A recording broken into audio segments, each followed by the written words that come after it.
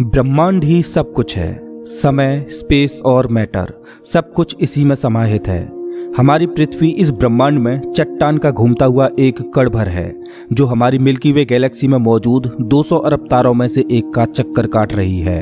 ये विशाल संरचना 90 अरब प्रकाश वर्ष की दूरी में फैले आकाश गंगाओं के सागर में सिर्फ एक बूंद के समान है। ये हमारा घर है, हमारी पृथ्वी, सुख सुविधाओं से भरपूर एक आरामदायक ग्रह। एक बार रोजमर्रा के कामों को छोड़ आसमान को देखिए, क्या दिखाई देता है। आसमान में फैली एक विशाल काली चादर में टिमटिमाते हुए तारे कितने खूबसूरत लग रहे हैं। रात में हम जिन तारों को देख पाते हैं वो सब हमारी मिल्की वे गैलेक्सी के एक छोटे से पैच के तारे हैं। हमारी गैलेक्सी में हम यहाँ रहते हैं और रात के समय में हमें सिर्फ इस छोटी सी जगह के तारे दिखाई देते हैं। कितनी विशाल है हमारी गैलेक्सी, लेकिन क्या ब्रह्मांड के सापेक्ष में हमारी गैलेक्सी का कोई अस्तित्व है? नमस्कार दोस्तों, मैं हूं श्याम तोमर। स्वागत करता हूं आपका इस एपिसोड में, जिसमें हम ब्रह्मांड के आखिरी छोर तक का सफर करेंगे। तो अपनी सीट बेल्ट बांध लीजिए, क्योंकि हमारा ये सफर बहुत ही रोमांचक और खतरों से भरा होने वाला है। तो चलिए पृथ्वी की सतह से उड़ान भरते हैं और ब्रह्मांड के आखिरी छोर की ओर चलते हैं। जैसे जैसे हम पृथ्वी की सतह से ऊपर उठते जा रहे हैं, वैसे वैसे हमें पृथ्वी की सतह ब्लू स्फीयर की तरह दिखने लगी है। यह है इंटरनेशनल स्पेस स्टेशन, इंसानों द्वारा स्पेस में बनाई गई सबसे बड़ी चीज। ये 27,580 किलोमीटर प्रति घंटे की रफ्तार से पृथ्वी के चक्कर काट रहा है, जो कि पृथ्वी की सतह से लगभग 400 किलोमीटर ऊपर है। और ये 24 घंटे में लगभग 16 बार पृथ्वी के चारों ओर घूम जाता है। जैसे ही हम इंटरनेशनल स्पेस स्टेशन से और ऊपर जाते हैं, तो हमें इंसानों द्वारा बनाई गई कुछ और चीजें दिखाई देती हैं। सैटेलाइट्स। अंतरिक्ष में इंसानों द्वारा भेजी गई हजारों सैटेलाइट्स पृथ्वी का चक्कर काट रही हैं। सैटेलाइट्स का अंतरिक्ष में एक जाल सा बिछा हुआ है। चलिए और ऊपर चलते हैं।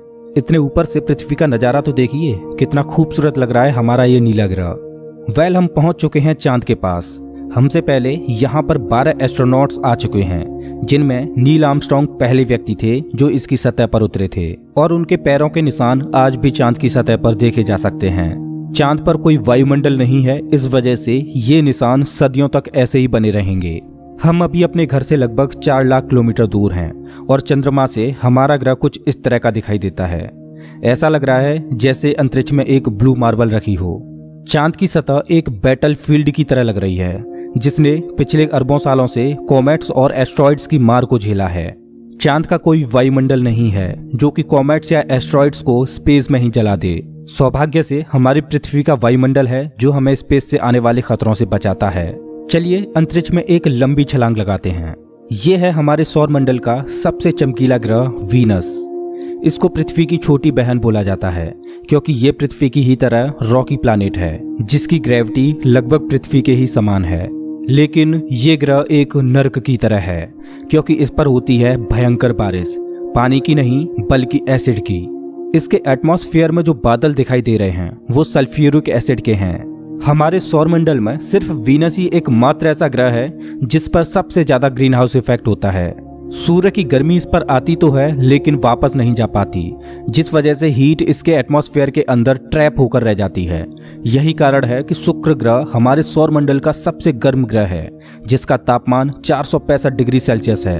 इसकी सतह पर काफी मात्रा में ज्वालामुखी मौजूद हैं, जो इस ग्रह को और ज्यादा खतरनाक बनाते हैं। इस एंग्री प्लैनेट पर कुछ भी सरवाइव नहीं कर सकता। चलिए अपनी जर्नी को और आगे बढ़ाते हैं। यह है सूर्य के सबसे पास मौजूद ग्रह मरकरी। इस ग्रह की धरती हमारे चंद्रमा जैसी नजर आती है, जिस पर बड़े बड़े गड्ढे मौजूद हैं। इस ग्रह के दिन और रात के टेम्परेचर में बहुत ज्यादा डिफरेंस है। रात के समय में इसका तापमान -170 डिग्री सेल्सियस पहुंच जाता है, तो दिन के समय में 400 डिग्री सेल्सियस को भी पार कर जाता है। चलिए आगे बढ़ते हैं। यह है हमारा भगवान। यही है जो अपनी ऊर्जा से पृथ्वी पर जीवन को चला रहा है। अगर ये ना होता तो हम ना होते। पृथ्वी से लगभग 150 मिलियन किलोमीटर दूर मौजूद ये तारा इतना बड़ा है कि इसमें लाखों पृथ्वियां समा जाएं। सूर्य इतना भारी है कि इसकी ग्रेविटी पूरे सोलर सिस्टम को कंट्रोल कर रही है। इससे निकलने वाली लपटें इतनी बड़ी होती हैं कि सूर्य की सतह से हजारों किलोमीटर ऊपर तक चली जाती हैं। चलिए अपनी यात्रा को आगे बढ़ाते हैं। यह है पृथ्वी का सबसे नजदीकी ग्रह मंगल। इसकी धरती लाल है, इस वजह से इसे लाल ग्रह भी बोला जाता है। वैज्ञानिक मंगल ग्रह के बारे में जानने के लिए बड़े ही उत्सुक हैं, क्योंकि वैज्ञानिक कहीं ना कहीं ये अनुमान लगाते हैं कि मंगल ग्रह हमारा पास्ट है। वैज्ञानिक मानते हैं कि अतीत में मंगल की धरती पर जीवन फला फूला होगा। मंगल की धरती पर भी सागर मौजूद थे, नदियां मौजूद थीं, इसका खुद का एक एटमॉस्फेयर था। लेकिन आज ये ग्रह वीरान और बंजर पड़ा है। आज वैज्ञानिक इस ग्रह पर सूक्ष्म रूप में ही सही बैक्टीरिया के रूप में जीवन खोजने में जुटे हैं और वैज्ञानिक इस ग्रह पर भविष्य में बस्तियां बसाने की सोच रहे हैं। अगर हम मंगल पर आए हैं तो हम इसे कैसे मिस कर सकते हैं। यह है ओलंपस मॉन्स, एक प्राचीन ज्वालामुखी। मंगल की धरती पर ज्वालामुखी से बना ये पहाड़ पृथ्वी की सबसे ऊंची चोटी माउंट एवरेस्ट से भी लगभग 3 गुना ऊंचा है और ये हमारे सोलर सिस्टम की सबसे ऊंची चोटी है। अगर मंगल की धरती से हम अपने ग्रह पृथ्वी को देखें तो ये कुछ इस तरह की दिखाई देती है। अब आगे की यात्रा थोड़ी सी डरावनी होने वाली है, क्योंकि अब हम एस्ट्रॉयड बेल्ट में प्रवेश कर रहे हैं, जो कि मंगल और बृहस्पति ग्रह के बीच मौजूद है। इसमें मौजूद हैं बड़ी बड़ी और विशालकाय चट्टानें, जो कि सूर्य के चारों ओर घूम रही हैं। इस एस्ट्रॉयड बेल्ट में इतनी बड़ी बड़ी चट्टानें मौजूद हैं कि अगर ये सब आपस में मर्ज हो जाएं, तो इनसे एक बड़े ग्रह का निर्माण हो सकता है। इस बेल्ट में इतने बड़े बड़े एस्ट्रॉयड्स मौजूद हैं कि इन पर एक बड़ा शहर बसाया जा सके। जैसा कि हम जानते हैं कि 4.5 बिलियन साल पहले हमारे सौर मंडल में ग्रह बने, लेकिन एस्ट्रॉयड बेल्ट में मौजूद ये मलबा जैसा का तैसा रह गया। एस्ट्रॉयड बेल्ट में मौजूद मलबा एक प्लैनेट बन सकता था, लेकिन एक बड़ी शक्ति ने इस मलबे को प्लैनेट नहीं बनने दिया, और वो शक्ति थी जुपिटर। जुपिटर की हाई ग्रेविटी ने एस्ट्रॉयड बेल्ट के एस्ट्रॉयड्स को प्लैनेट नहीं बनने दिया। जुपिटर हमारे सोलर सिस्टम का सबसे बड़ा प्लैनेट है और इसके ढेर सारे चंद्रमा हैं। ये इतना बड़ा है कि हमारे सोलर सिस्टम के अन्य सभी प्लैनेट्स को मिलाकर भी इतना बड़ा ग्रह नहीं बनाया जा सकता। ये है जुपिटर का ग्रेट रेड स्पॉट। ये लाल धब्बा जुपिटर की सतह पर सदियों से चला आ रहा है। ये एक विशाल तूफान है। ये रेड स्पॉट इतना बड़ा है कि इसमें 3 पृथ्वियां आ जाएं। जुपिटर एक गैसीय प्लैनेट है, इस वजह से इसकी सतह पृथ्वी की तरह ठोस नहीं है। अगर आप जुपिटर की सतह पर उतरे तो आप इसकी सतह पर खड़े नहीं हो सकते, बल्कि सीधे इसके अंदर चले जाओगे। जुपिटर जितना वायलेंट और विनाशकारी है, वहीं इसके चंद्रमा जीवन के पनपने के लिए आइडियल साबित होते हैं। जुपिटर के दर्जनों चंद्रमाओं में से एक है यूरोपा, जो कि पूरी तरह बर्फ की मोटी चादर से ढका हुआ है। वैज्ञानिक मानते हैं कि यूरोपा की सतह पर जमी हुई बर्फ के नीचे पानी तरल रूप में मौजूद है। इस पर पानी का तरल रूप में होना जीवन के होने की संभावनाओं को बढ़ा देता है। हमारे सोलर सिस्टम में बृहस्पति ग्रह के चंद्रमा यूरोपा पर वैज्ञानिक जीवन होने की प्रबल संभावनाएं जताते हैं। हमारा अगला पड़ाव है हमारे सौर मंडल का सबसे खूबसूरत प्लैनेट सैटर्न। शनि ग्रह के छल्ले इसकी सुंदरता में 4 चांद लगाते हैं, जो कि इसकी सतह से लाखों किलोमीटर ऊपर तक फैले हैं। शनि ग्रह को अपने सोलर सिस्टम का ताज माना जाता है। ये है शनि ग्रह का एक चंद्रमा टाइटन। इसका खुद का एक एटमॉस्फेयर है, इस पर हवा है, बारिश होती है, यहाँ तक कि इस पर ऋतुएं भी बदलती हैं। इस पर नदियाँ और सागर मौजूद हैं। ये चंद्रमा देखने में लगभग पृथ्वी की ही तरह है, लेकिन इस पर जो नदियाँ और सागर हैं वो पानी के नहीं बल्कि लिक्विड नेचुरल गैस के हैं। अगर हम किसी भी तरह इस नेचुरल गैस को पृथ्वी पर ला पाएं तो ये इतनी ज्यादा है कि हजारों सालों तक ये हमारे शहरों को रोशन कर सकती है। वैज्ञानिक अनुमान लगाते हैं कि अरबों साल बाद जब सूर्य गर्माने लगेगा और एक रेड जाइंट बन जाएगा, तब टाइटन हैबिटेबल जोन में होगा। उस समय टाइटन पर पृथ्वी जैसी परिस्थितियां मौजूद होंगी। इस वजह से वैज्ञानिक टाइटन को भविष्य की पृथ्वी मानते हैं। अभी हम अपने घर से इतने दूर आ चुके हैं कि यहाँ से हमारी पृथ्वी एक डॉट की तरह दिखाई देती है। अब जैसे जैसे हम अंतरिक्ष की गहराई में और आगे बढ़ते जाएंगे, वैसे वैसे पृथ्वी हमारी आंखों से ओझल होती जाएगी। हमारा अगला पड़ाव है यूरेनस। प्राचीन समय में यूरेनस और नेपच्यून के बारे में कोई भी जानकारी नहीं थी, जब तक कि टेलीस्कोप का आविष्कार नहीं हुआ। हमारी सौर व्यवस्था का सबसे आखिरी प्लैनेट है नेपच्यून। हमारा सोलर सिस्टम बहुत बहुत बड़ा है, लेकिन नेपच्यून के बाद भी हमारा सोलर सिस्टम खत्म नहीं हो जाता। अपने सोलर सिस्टम की गहराई में हम आगे बढ़ते हैं तो हम पहुंच जाते हैं कुइपर बेल्ट में, जो पिछली एस्ट्रॉयड बेल्ट से 20 गुना चौड़ी और 200 गुना ज्यादा फैली है। ग्रहों की लिस्ट से बेदखल किया जाने वाला प्लूटो भी इसी कुइपर बेल्ट का सदस्य है। कुइपर बेल्ट में एस्ट्रॉयड बेल्ट से भी ज्यादा बड़े बड़े ऑब्जेक्ट्स मौजूद हैं, जिनकी खुद की ग्रेविटी की वजह से इनके चंद्रमा भी हैं। चलिए कुइपर बेल्ट को पार करके आगे चलते हैं। हमारी पृथ्वी से 13 बिलियन किलोमीटर दूर ये है सूर्य से सबसे दूर मौजूद ऑब्जेक्ट सेडना। ये एक बौना ग्रह है जो एक ऐसा स्पेस ऑब्जेक्ट है जो सबसे दूर सूर्य की परिक्रमा कर रहा है। इसकी खोज 2003 में हुई थी। ये सूर्य की एक परिक्रमा 10,000 सालों में पूरी कर पाता है। चलिए अब अपने सोलर सिस्टम से बाहर का रुख करते हैं। अभी हम इंटरस्टेलर स्पेस में प्रवेश कर चुके हैं। देखिए अंतरिक्ष की गहराई में ये क्या ट्रेवल कर रहा है। ओह, ये तो वॉयेजर 1 स्पेसक्राफ्ट है। यही तो इकलौता स्पेसक्राफ्ट है जो कि इंसानों द्वारा बनाई गई सबसे दूर मौजूद चीज है। ये पृथ्वी से अब तक 19 अरब किलोमीटर दूर जा चुका है। इस स्पेसक्राफ्ट ने अंतरिक्ष के काफी सवालों से पर्दा उठाया है। ये बंदूक से निकली बुलेट से भी 20 गुना तेज ट्रेवल कर रहा है। चलिए अपनी यात्रा को और आगे बढ़ाते हैं। अभी हम अपने सोलर सिस्टम की हदों से इतने दूर आ चुके हैं कि यहाँ से हमारा सूर्य एक आम तारे की तरह दिखाई दे रहा है, लेकिन इतनी दूर से भी इसकी ग्रेविटी को महसूस किया जा सकता है, क्योंकि अरबों की संख्या में यहाँ पर कॉमेट्स को देखा जा सकता है जो सूर्य की ग्रेविटी से बंधे हुए हैं। इन कॉमेट्स में इतना ज्यादा पानी है कि अगर ये सब इकट्ठे हो जाएं, तो ये पृथ्वी से भी ज्यादा बड़े और गहरे सागरों को भर दें। वैज्ञानिक मानते हैं कि पृथ्वी पर ज्यादातर पानी कॉमेट्स के द्वारा ही आया है। पेंसपर्मिया थ्योरी के अनुसार पृथ्वी पर जीवन कॉमेट्स के द्वारा ही धरती पर आया। अंतरिक्ष में तैर रही इन छोटी छोटी बर्फीली चट्टानों में जीवन सूक्ष्म रूप में बैक्टीरिया की फॉर्म में मौजूद हो सकता है। कॉमेट्स का एक विशाल बादल हमारे सौर मंडल को घेरे हुए है, जिसे ऑर्ट क्लाउड बोला जाता है। ऐसा माना जाता है कि ये ऑर्ट क्लाउड हमारे सौर मंडल की ग्रेविटी की आखिरी सीमाओं पर है। इसके बाद सूरज की ग्रेविटी कमजोर पड़ने लगती है, जिस वजह से इसके बाद सूरज का खिंचाव बहुत कम रह जाता है। अब यहाँ से आगे की यात्रा एक अननोन और रहस्यमयी स्पेस में होगी, जहाँ घुप अंधेरा है। यहाँ इतना अंधेरा है कि हम अपनी आंखों से भी कुछ भी नहीं देख पाएंगे। यहाँ देखने के लिए हमें इंफ्रारेड विजन की जरूरत पड़ेगी। हम अपनी पृथ्वी से बहुत बहुत बहुत दूर आ चुके हैं, लेकिन ब्रह्मांड के सापेक्ष में ये हमारा एक मामूली सा स्टेप है। यहाँ से हमें चारों ओर अरबों तारे दिखाई दे रहे हैं, लेकिन अभी हम सबसे नजदीकी तारामंडल की ओर बढ़ रहे हैं। ये है हमारा पड़ोसी सोलर सिस्टम।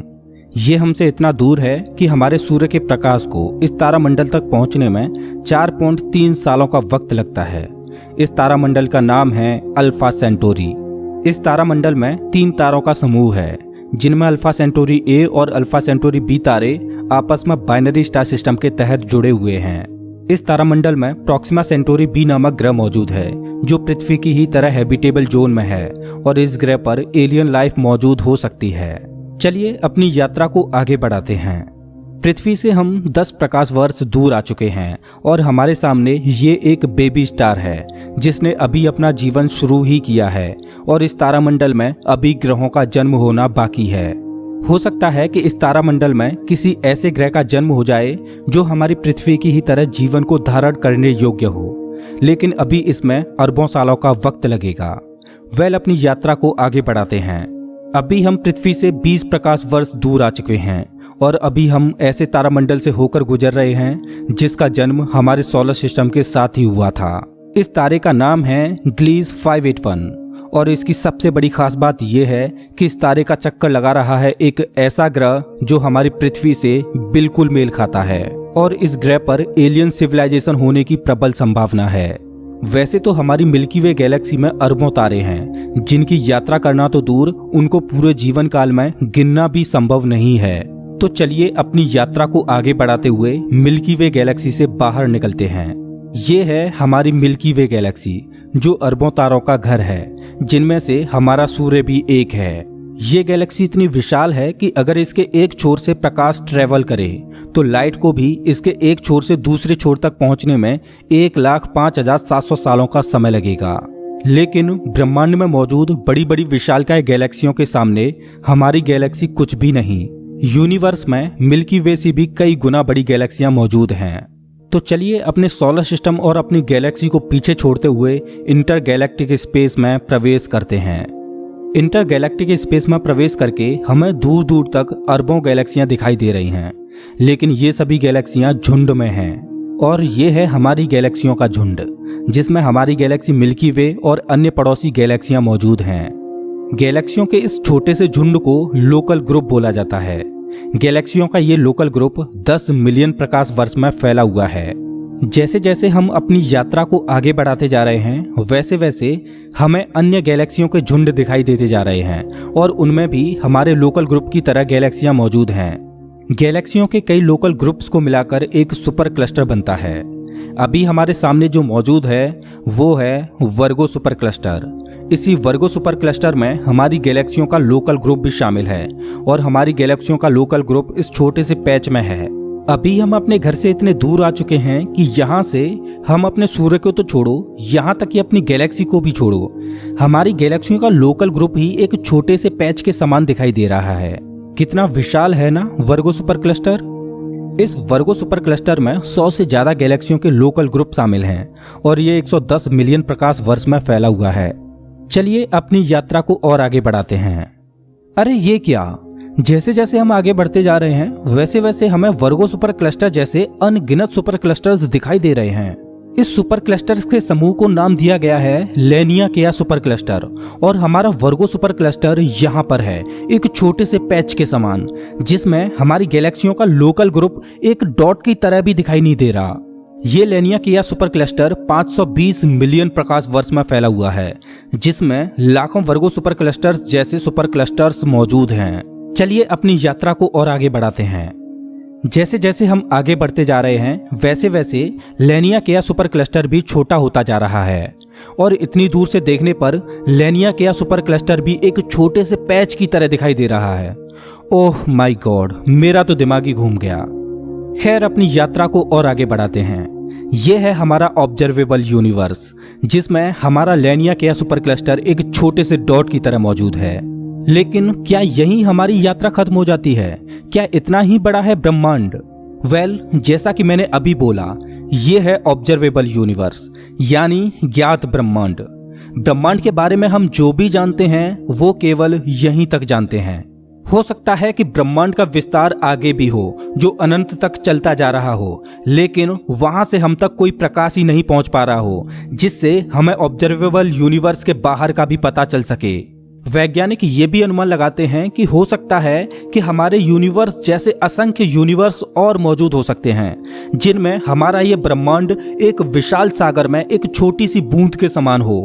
खैर, मल्टीवर्स यानी एक से ज्यादा ब्रह्मांडों का अस्तित्व है कि नहीं ये कोई नहीं जानता और ना ही हमारे पास मल्टीवर्स यानी महाब्रह्मांड के कोई सबूत हैं।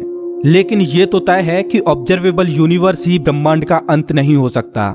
इसके बाहर भी कुछ न कुछ मौजूद है जिसका हमें कोई भी ज्ञान नहीं। लेकिन वो क्या हो सकता है? हो सकता है कि हमारा ऑब्जर्वेबल यूनिवर्स भी महाब्रह्मांड में एक छोटे से पैच के समान हो। वेल दोस्तों, आपकी ब्रह्मांड के आखिरी छोर तक की यात्रा कैसी रही प्लीज कमेंट बॉक्स में जरूर बताएं। अगर आपको ये वीडियो पसंद आया हो तो इसे लाइक करें और ऐसे ही मजेदार वीडियोज के लिए चैनल को सब्सक्राइब करें, साथ ही बेल आइकॉन दबाएं।